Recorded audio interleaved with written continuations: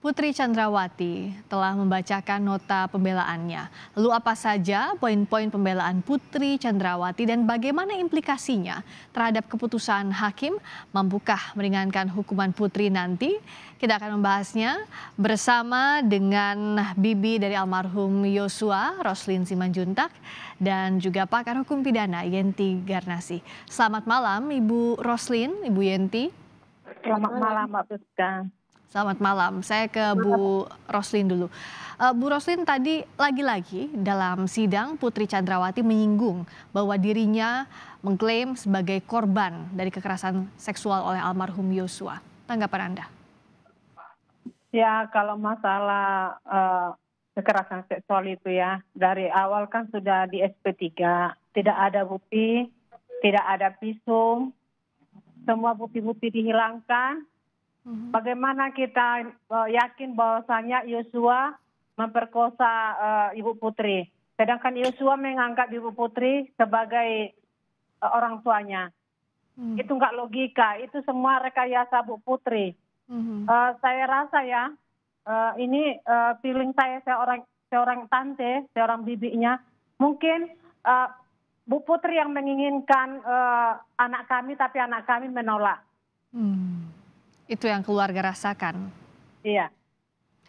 Tapi kalau tadi lihat yang berkebalikan, Bu Roslin, di satu sisi tadi terus menyinggung soal kekerasan seksual, tapi di sisi lain meminta maaf kepada keluarga Yosua dan turut berbela-sungkawa. Keluarga melihatnya bagaimana sikap Putri ini?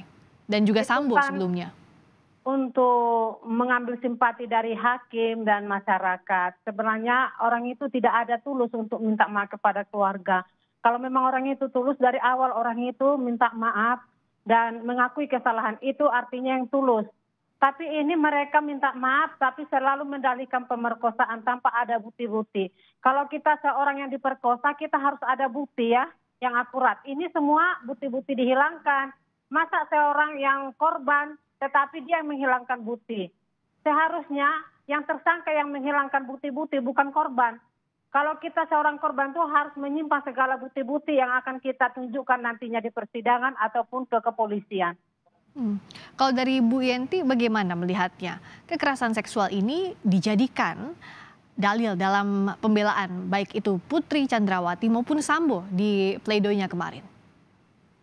Ya, ini pledoi ya, tapi kan diawali dengan tuntutan ya. Di tuntutan juga disebutkan itu ya bahwa ada ada perselingkuhan lah yang lain-lain. Sebetulnya kan fokusnya nggak gitu. Fokusnya tuh tetap di 340 saja. 340 saja yang itu kan sudah didakwakan. Sepanjang ada unsur sengaja dengan direncanakan terlebih dahulu menimbulkan orang meninggal, ya itulah, itu saja sebetulnya. Apalagi jaksa ya, dalam tuntutan tuh nggak ada lagi ruangan menyimpulkan karena keyakinan, itu nanti ruangannya hakim. Ini betul-betul yang ada bukti. Apalagi berbicara. Kalau misalnya mau berbicara ada perselingkuhan lah atau ada berbicara ada Kekerasan seksual. ya itu juga berubah-berubah ya. Itu tidak bisa seenak-enaknya aja. Pelecehan seksual, kekerasan seksual sampai perkosaan itu beda-beda sekali sebetulnya. Kan tidak mungkin. Dan itu saja sejak awal kan berubah ya. Awalnya dibilang di Jakarta, tapi kemudian bilang di Magelang. Dan kemudian itu tidak dipertimbang, tidak masuk lah, itu tidak bisa ya. Kalaupun mau itu tersendiri, kasus itu tersendiri. Tapi kalau itu kasusnya mau diangkat, ada perkosaannya, yang melakukan kan sudah meninggal. Berdasarkan pasal 77 KUHP kan dengan meninggalnya seorang pelaku close itu kasus. Jadi bagaimana? Sementara tidak ada juga bukti lain. Memang Undang-Undang Tindak Pidana Kekerasan Seksual tidak perlu saksi, tapi perlu bukti yang lain kan tidak mungkin. Pengadilan memutuskan seseorang hanya berdasarkan asumsi saja. Minimal petunjuk-petunjuk ada.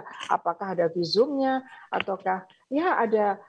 Kalau memang betul kan CCTV-nya dinyalakan dong bahwa memang hari itu jam segitu dia masuk ke kamar itu. Jadi sulit sekali untuk, dan memang sejak awal sudah dikesampingkan, tidak ada itu. Hanya memang di dalam pengadilan ini didramatisir, diungkit-ungkit gitu ya, enggak tegas juga gitu kan. Harusnya sudahlah 340 saja. Sudahlah motif itu syukur diketemukan, tidak diketemukan ya tidak apa-apa, yang penting buktinya ada, karena hukum pidana kan seperti itu, apalagi ranahnya tuntutan.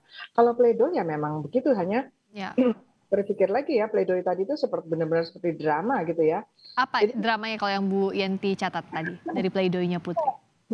ada yang awalnya tidak disampaikan, kemudian disampaikan kan ya, disampaikan, kemudian keinginan, bagaimana perasaannya, kehilangan kesempatan untuk bertemu dengan anak. Lah, ibunya Yosua bagaimana perasaannya? Sudah tidak mungkin lagi bertemu gitu ya.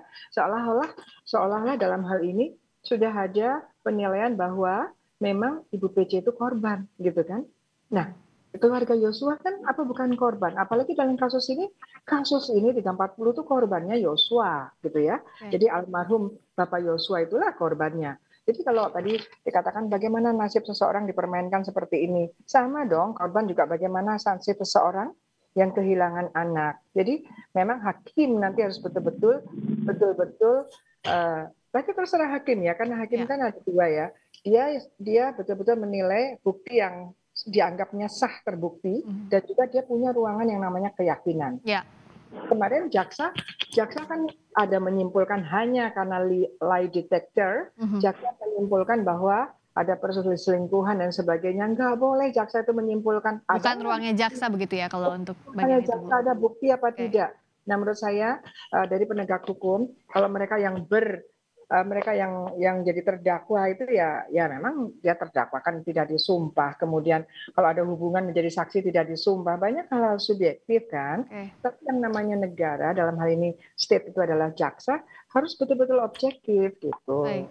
Kalau dari Bu Roslin juga apakah memandang sama bahwa pembelaan yang disampaikan Putri tadi lebih kental unsur dramanya? Iya Mbak, dia mau buat drama lagi ya. Kemarin dia sudah buat drama, pledoi juga dia mau buat drama juga agar ada simpati dari hakim dan jaksa ya.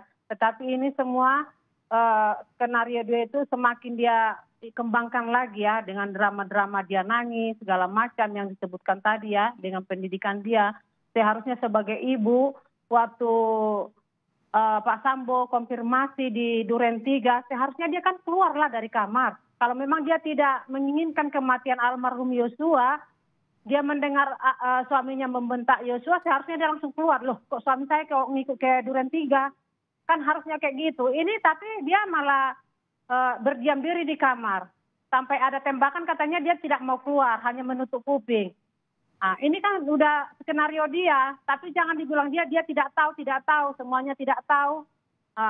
Semuanya sebenarnya dialah ulah dari Putri, itulah semua terjadi hal yang demikian sampai anak kami terbunuh. Tentu ini berat untuk keluarga, tapi apa respons dari ayah dan ibu Yosua? Bu Roslin juga pasti merasakannya saat nama Yosua terus disebut-sebut dan ditunjuk sebagai awal dari kasus ini. Ya, kami sangat emosi ya melihat mereka sudah membunuh almarhum Yosua dengan keji, dengan biadab, tapi mereka memfitnah terus ya. Karakter Yosua dibunuh orang itu habis-habisan, bukan cuma nyawanya yang dihabisin orang itu, tapi karakter Yosua juga dibunuh habis-habisan, difitnah habis-habisan. Kita nggak tahu apa maksud dan tujuan mereka. Sangat-sangat luar biasa biadabnya mereka. Bu Yenti, kalau dari pledoi para terdakwa, apakah kalau dilihat lebih banyak unsur dramanya dibandingkan memaparkan fakta-fakta misalnya terkait dengan unsur yang semestinya harus dibantahkan masing-masing terdakwa? Iya, pledoi itu kan menanggapi tuntutan, ya kan? Tuntutan berdasarkan dari pembuktian kan gitu. Ini memang proses pembuktian sampai nanti putusan, tapi apa yang sudah dibuktikan itu kan berdasarkan itu. Mestinya yang dibantah di situ gitu ya. Jangan menambah fakta baru. Misalnya kan ada beberapa yang ya Allah lah ya, ini kan semua orang juga nonton ya. Saya kebetulan karena memang concern di bidang pidana ya, saya mencoba untuk mencari betul ya, mencari walaupun tidak full time ya, because karena ini juga lama sekali kalau kita lihat ini terus bisa nggak kerja kita kan ya. Tapi tertangkap juga lah gitu kan, ada beberapa yang ya ini memang agak berat ya. Apa ya? Misalnya dari tuntutan saja jaksa mengatakan itu tidak bisa itu GC ya kan. Kemudian dikatakan 12 tahun itu udah karena sudah GC gitu loh. Jadi gimana gitu kan. Nah, kalau mau GC Kalau kan berarti kan mereka juga mendua ini. Itu berarti mengakui ada GC kan? Kalau Ya, mengakui ada GC dan baik. dan semua ini adalah satu perbuatan yang dilakukan lebih dari satu orang Ya. membunuh Yosua dengan sengaja dan direncanakan terlebih dahulu, tentu yang GC ini harus yang pidananya paling ringan.